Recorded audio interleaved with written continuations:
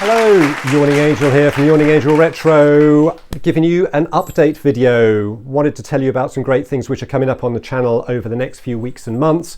I thought I'd just pull a quick update video together just to show you the kind of thing that you can look forward to coming up and you can see. So first off, we've got to talk about the BBC Master. That has returned and is back in my possession now. There'll be a video on that. Also, my next AMOS tutorial video will be coming up soon. That'll be about menus. I've got an AMOS project video coming up also where I look at resurrecting some AMOS code from the 1990s that I wrote back in the day. Also want to talk about RMC's retro calendar for this year and a trip I took to the cave some weeks ago, which was awesome. Also wanted to mention this remarkable piece of headwear that I have on my head at the moment. This came about thanks to Doug at 10 Minute Amiga Retrocast. Check out his YouTube channel. Saying after my last update video, he was disappointed that I wasn't wearing the same headgear as my avatar. Well, Doug, I've managed to track down something as close as possible to what my avatar portrays. So here it is, and I must admit, I'm kind of loving it. I'm going to keep this, but let's get on with the video anyway.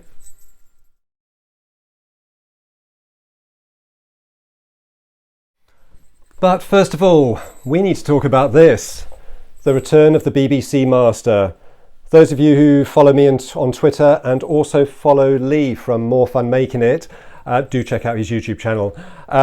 Will know that this went away to Lee so he could take it apart and check it out inside, make sure it was all working, replace anything that needed replacing. And those that followed the story on Twitter will probably know that there wasn't much wrong with this machine. So it is now fully back in my possession, and I will be doing a full video on this in the coming weeks, firing it up, playing around with it and really exploring this machine in some great depth and detail because it is glorious. Look at it, it's amazing.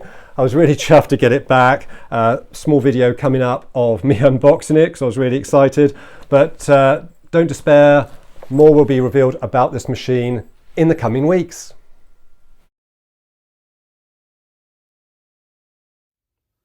My next AMOS video will be all about menus and how to create menu systems for your programs.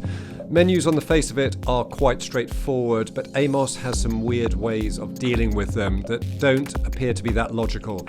So I will cover this in a future video.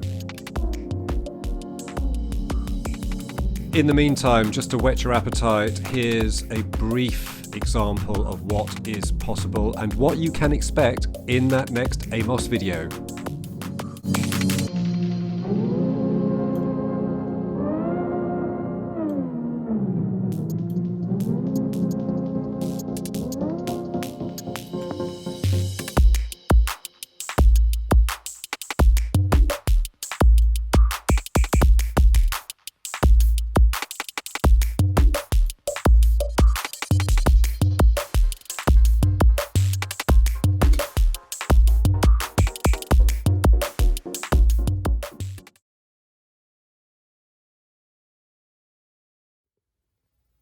Some time ago now, I stumbled across, in an old A4 ring binder, some program listings, some code that I'd printed out from an AMOS project I'd been working on about 30 years ago.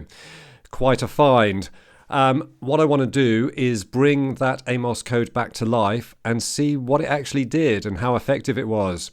So to this end, I need to go through all, I think there's about 25 pages of program listings here, and somehow get them onto my current Amiga. So I plan to do this by using my iPhone, and here's a bit of an example here of how I did it. So take a photograph of the source code, the printout, and use the optical character recognition within the iPhone to get that text off of that image and somehow get it across to the Amiga.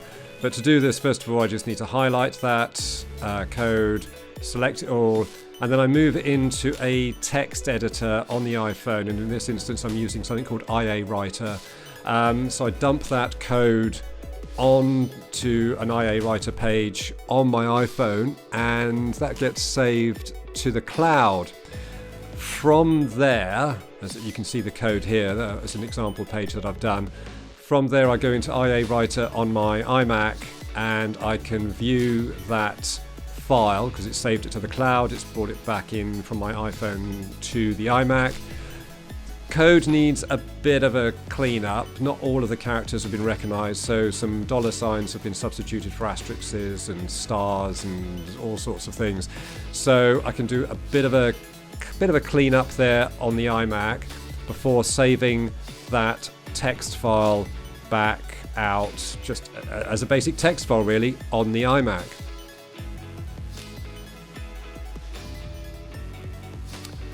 So once I've tidied the code up a bit, the next thing to do is obviously save it on the iMac, and now I need to get that file transferred onto a compact flash card, which I will then transfer across onto my Amiga using the PCMCIA slot. So there's the file there, that's the compact flash card that I usually transfer things between my iMac and my Amiga. There's the file there, and you can see it previewed in the Finder.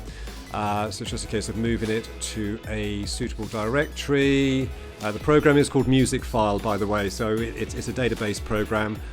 Here I am just tidying things up, getting it in the right folder on that compact flash card.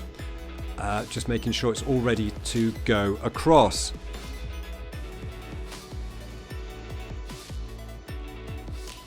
So here we are on the Amiga, the compact flash card is loaded.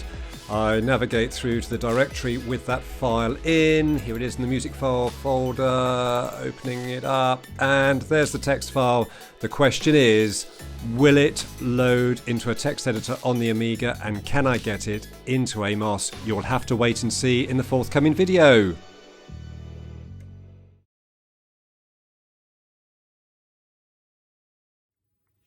In other news, I have managed to purchase an external floppy drive for my A1200, and I'm having a lot of fun with that, reading files from disks and creating disks and writing files to them. Expect this drive to appear in a forthcoming video at some point soon.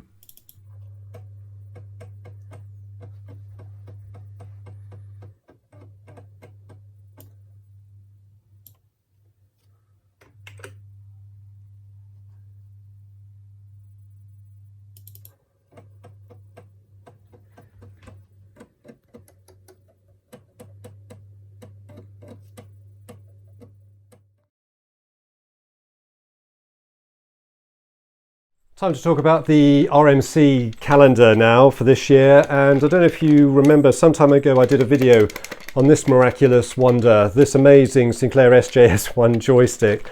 Look at it. It's a piece of computing history in its own right. I took a photo of this and its partner and submitted a photo to the RMC calendar competition this year, which I'm very humbled to say my photo was chosen. I don't know what month I appear on yet, but my photo will be adorning the 2023 RMC calendar with some other amazing entrants that got through some great photos on there. So please do support Neil's calendar this year. Go out and buy it. There's a link coming up, and just go buy it and support it. Great cause, and well done to everyone who submitted their photos and got their joysticks included. Oh, and link to the video I did on this up here as well. Worth a look if you get bored.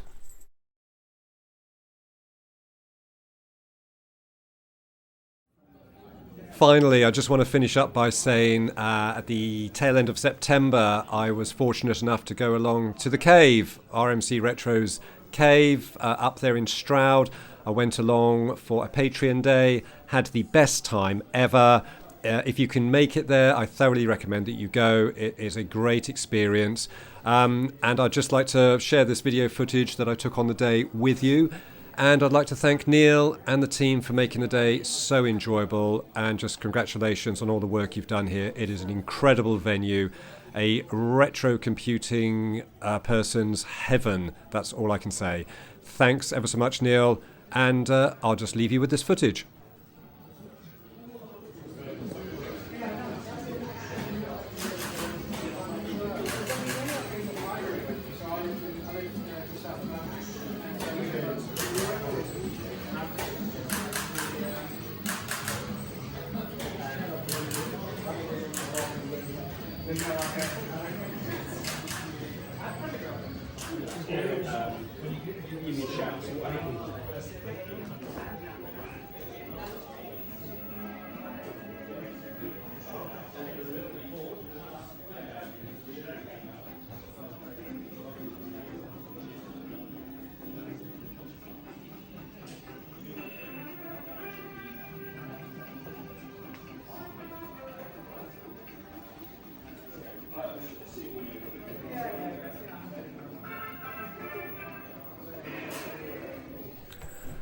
And that is it for this update video. Thank you ever so much for watching. Do the usual, like and subscribe. There's a lot of stuff coming up on the channel. I've got a lot of stuff to share, so I appreciate you being along for the ride. So that's it for now. Thanks once again. Take care, and until next time, just look after yourselves and keep it retro. Whew, I'll take this hat off now. It's really hot.